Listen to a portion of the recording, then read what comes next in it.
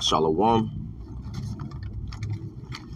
First and foremost, I want to give all praises, glory, and honor to Yahweh, Bahasham, Yahweh Shai, Bahasham, Rakak Wadash. Double honors to the apostles and to the elders at Great Millstone who do rule well and teach well. Peace, blessing, salutation to the elect of the nation of Israel. You believers out there, all right, 144,000. All right, the men, women, and children that do believe, Shalom. And this is Isaiah chapter 14, verse 1. For Yahweh will have mercy on Jacob, and will yet choose Israel and set them in their own land. And the strangers shall be joined with them, and they shall cleave to the house of Jacob. The land is talking about Israel, okay? Because the Lord is going to put us back in that land again. But first, that land has to be destroyed by missiles, according to the Bible, according to prophecy. Okay, and that land will be built up again. And the Lord is going to set his people in that land, Jacob, the Israelites. Okay, you so-called Negroes, you so-called Latinos, you so-called Native Americans, you Israelites out there, you Israelite foreigners that's scattered throughout the four corners of the earth that may look like the other nations, but your seed line goes back to Abraham, Isaac, and Jacob. Okay, this is not a black thing. Once again, I repeat, this is not a black thing. Because these devils like to call us black Hebrew Israelites. We're not black. Okay? And it says, the Israelites are the strangers. When you read the scriptures, you may have, you're going to come across the word strangers. And it may mean the nations, or it may also mean the Israelites. So you have to know which strangers is it talking about.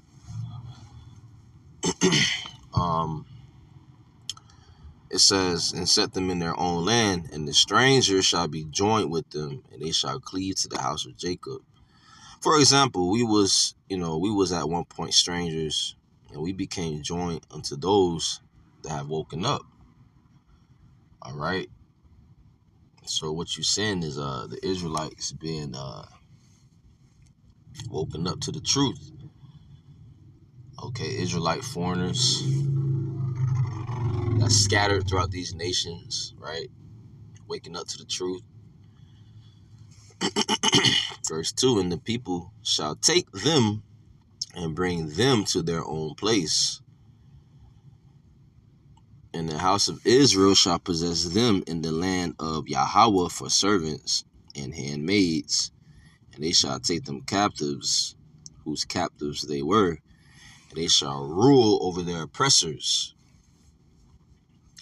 It says, and the people shall take them, that's the other nations, the heathens. Okay, we're going to take them and possess them in the land for servants and handmaids. So these different nations, these different heathen nations, will be under the Israelites, serving us. They will be in slavery and in captivity. Okay, so when we say that, these other nations going into captivity, this is one scripture to prove that. And there's many more scriptures to prove that statement. on how these different heathen nations will be under subjection to the Israelites. So we're going to take them captives. And we're going to rule over our oppressors.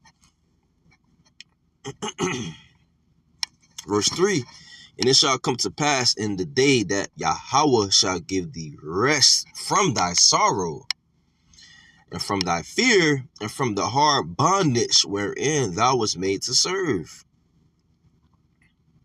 Right, rest in the kingdom. Hard bondage, yeah, here in America. Okay, especially here in America and also throughout the four corners of the earth, because we're scattered and we're under the curses. The Lord put curses, upon his people. The Lord, Yahweh, by Hashem Yahushai, put us in captivity. Okay, and now we're in a strange land. We're cursed as a nation, right?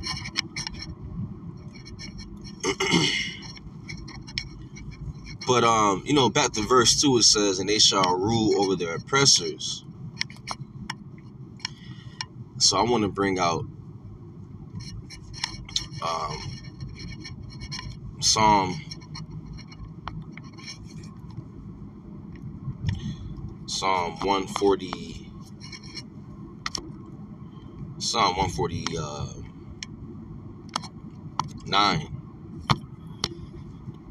Psalms 149, verse 5, let the saints be joyful in glory. Let them sing aloud upon their beds.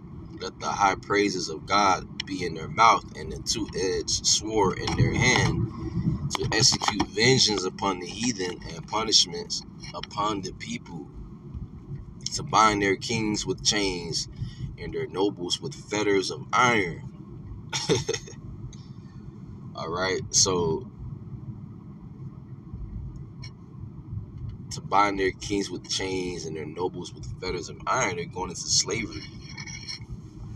Okay, these different heathen nations, the elites of them, they have underground bunkers and bomb shelters, right? Starting with Esau, Edom, the so-called white man.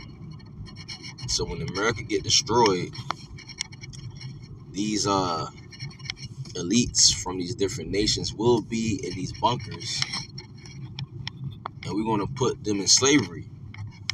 They're going into slavery. We're going to slap chains upon them, chains of iron upon them.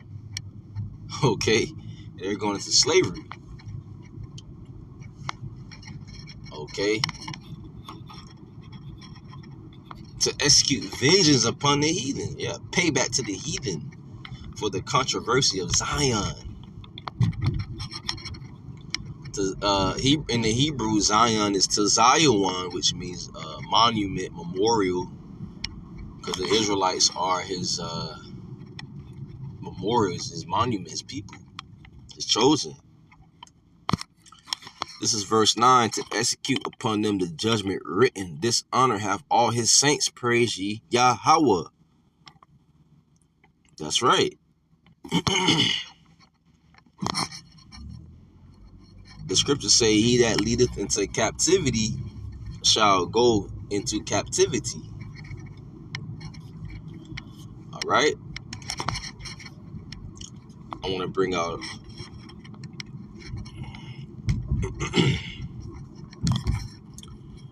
this is Psalm chapter 2, verse 8. Acts of me,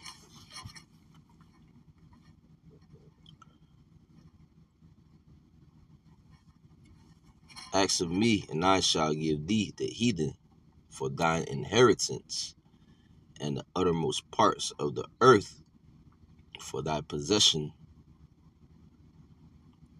Thou shalt break them with the rod of iron. Thou shalt dash them in pieces like a potter's vessel. We're going to do that to these heathen nations. We're going to break them down.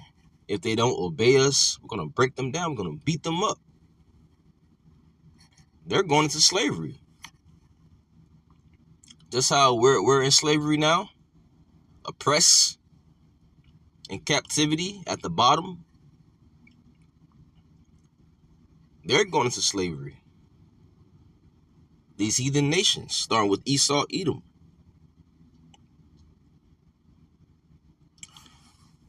All right, so I just want to bring this out. You know, so with that, all praises, honor, glory be unto Yahweh, Bahasham, Yahweh Shai, Bahasham, Rakakwadash. Double honors to the apostles that rule well at Great Millstone. Peace, blessing, salutation to the elect of the nation of Israel. To you I say shalom.